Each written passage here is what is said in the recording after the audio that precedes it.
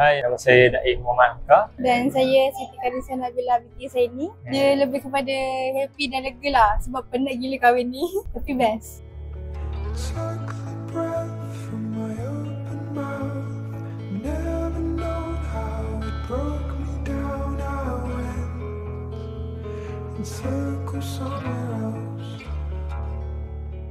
Pada saya, untuk flow manager sangat-sangat tip-top. Dia daripada awal sampailah pada hari majlis sangat-sangat membantu kita orang, especially dari segi keluarga, masa, dan tentu program sangat membantu. And kalau orang kata nak bagi komen, tak ada komen lah. So memang tip-top.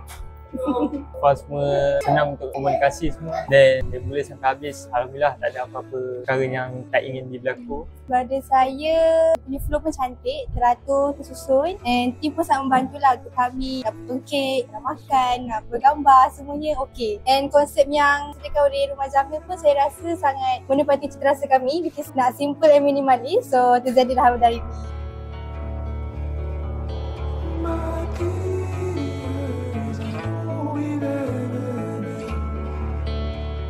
First impression rasa lain daripada lain lah. Selalu kalau kita tengok dekat wedding space tempat lain kan dia macam ada dia orang punya kriteria. Tapi kat sini kita nampak memang minimalis and lebih pada klasik lah. Apa yang saya nampak. Dan dia more, kalau tempat lain more kepada macam dewan. Dewan yang proper sangat.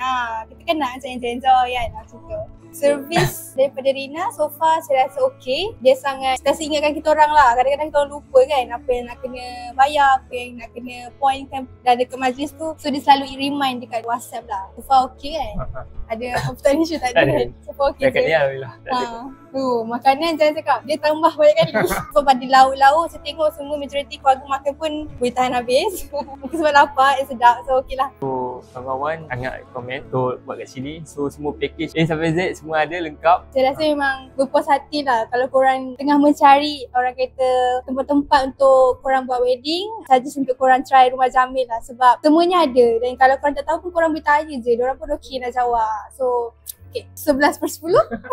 11/10. Ingat kenduri. Ingat Rumah Abang Jamil. Bye.